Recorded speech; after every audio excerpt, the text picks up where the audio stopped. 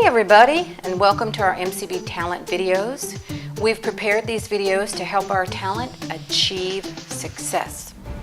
It's unfortunate, but promising talent often make mistakes and stop their chances of success before they even get started. And it's usually due to small mistakes that could have been avoided. You can avoid these common mistakes by watching all these videos, completely free of charge. If you're going to work with MCB, we want to make sure that you know what you're doing, and you know how to behave on the set, and you know how to treat our clients. We want you to take your career to the next level. We'll guide you, mentor you, support you, and lead you straight up that ladder to success. We enjoy developing new talent, and it's our hope that maybe, just maybe, you'll be that one special person who makes it big and becomes a star. So learn what it takes to make a good impression and stand out from all the rest. Now watch this.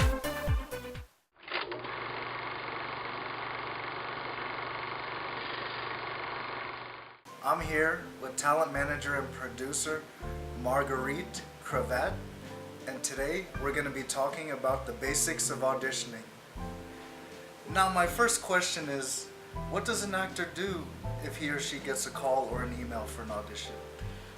Good question.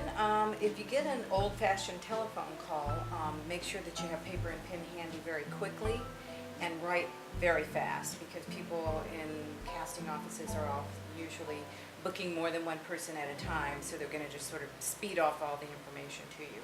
If it is an email, then you can at least print that out. And you want to make sure that you're clear on everything, what part you're reading for, who you're reading for, whether or not they're providing sides, the location that you're going to go to, all your basic information so that you can arrive on time and do a good job. Oh, and tell me, what are sides for people who may not know? Okay, sides are the part of the script that you'll be reading. Like if it's a feature film and you have one scene and one part, then they just sort of pull that out. You don't read the whole script, you just read your sides of it, that part of it. And if it's a television commercial or any other small part, whatever it is, it's your script. And sometimes they give that to you in advance so that you can prepare, and sometimes, of course, you know you have to read cold when you get there. And when someone gets to an audition, what's the first thing they should do? Well, the first thing they should do is definitely get there on time, because it really looks bad on you if you come running in, you're like, oh my God, I'm sorry I'm late, traffic was terrible. Well, this is Los Angeles. Traffic is always terrible, always terrible. So that's not a good excuse. So make sure that you're there on time, and if by chance, for whatever reason, you had to be late, don't announce it. Don't say anything about it. Don't bring attention to it unless somebody says something to you. So don't get stressed out about it or anything like that. And if anybody brings it up, just say, you know, I apologize, it could not be avoided. And don't try to get into being defensive and explaining and that sort of thing. So you want to check in, you know, with the right person, usually somebody at the front desk, or either they have you sign in, something like that. And of course, make sure that you're prepared. You want to have your headshots, your resume, have your directions the night before. You want to lay out your clothes. Make sure you have your sides with you, and if at all possible, if you're going to a location that you're unfamiliar with, drive there the day before, the night before, and get very familiar with it so that you're not stressed when you get there. And if you can get a few minutes early, that would be all right too. Okay, and once we get called into the actual auditioning room, what can we expect? No, it's going to be scary. No. Well, what you can expect is, it varies from casting session to casting session. You might walk in and there's one person just sitting behind a desk or at a chair, you know, like we are, or you might walk into a whole panel of 7, 8 or more people in the room. You might walk into lights and camera. They want you to be on camera for it. Usually you would know, but I don't know if it does any good to know in advance or not. You know, just maybe it'll make you more nervous. I don't know. So you never know if there's going to be cameras or whatever is going to be in there. But the most important thing is to greet each person very warmly. Look them in the eye and say, hello, how are you? Hello, how are you? Nice to meet you. So forth and so on. You want to make sure that you make, even if it's just a brief contact with each person. And then sometimes, you can ask for direction, say, I read over the part. Am I reading it correctly? It seems like this character is very dramatic or very comedic, or seems like he's a pretty nice guy or whatever. Am I reading that correctly? Is there anything about the part I should know? That's the number one mistake that I find that talent make. I mean, if you're pretty clear on the part and you don't have to ask, but sometimes it never hurts to just sort of get that feedback to make sure that everybody's on the same page about the character and the role. And so sometimes if you have a video camera, they'll ask you to slate. So you'll want to be prepared to do that, and then just give the best reading that you can possibly give. Oh, for people who out there that don't know, what is slate? Slate is an identification. When you're doing a movie, that's the little title thing that they put in front to mark the scene and the take and all that kind of stuff.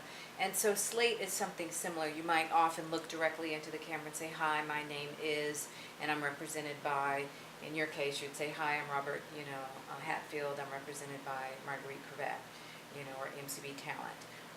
And so that way, when they're going back through their tape, they know who you are with the name or the email or the contact person. So if they want to hire you or have you come in for a callback, they'll know who to do that with. It's also important that your exit is pleasant and flawless. If you become engaged in conversation, I would say that's usually a pretty good sign, even if you don't get the part. If you're engaged in conversations with the casting people, the director, the producers, whomever, that often means that they're sort of testing your personality. They want you to talk and get a sense of who you are and what you're all about and that sort of thing. And that's quite a compliment because they want to know you. So even if you're not right for that part, they more than 9 times out of 10 will remember you and call you in for something else. So that's the whole point of them chatting it up. So just be a good conversationalist, listen, make, intelligent comments, be yourself, be natural, don't be afraid to be, have a little fun with it. And then when you get the sense that it's time to leave, such as they say, okay, thank you, which is your first indicator, say, well, thank you very much, I really appreciate it, and thanks for inviting me in. And then gracefully, quickly exit. Don't continue to linger around and keep trying to keep the conversation going or anything like that. Just make a very pleasant, professional exit. And then wait for your manager to call or get the call to see if you have a call back. My last question is it all right for an actor to come into an audition without being booked on it, just showing up? No, that's not always a good idea, and I would discourage it. However, you just never know in this business. I mean, sometimes you can try stunts to get in and you fall flat on your face. It's not the first time or the last time, and it's not the crime of the century. But I'm not going to encourage it. But if you do it and you get away with it, good for you. And if you don't, if somebody says, I'm sorry, it's a closed audition, or we don't have you on our list, or something like that, don't make an issue out of it. Say, you might just want to say, well, is it possible for me to read? I mean, since I'm already here, would you mind? And do you think there's a role for me? Or you might offer to leave the headshot and resume if it's at a casting director's office and say, well, may I just leave this with you, and for maybe something in the future or something like that. But you kind of want to stick to the rules, but I know how actors are, so if you do it, just do it gracefully. Thank you so much.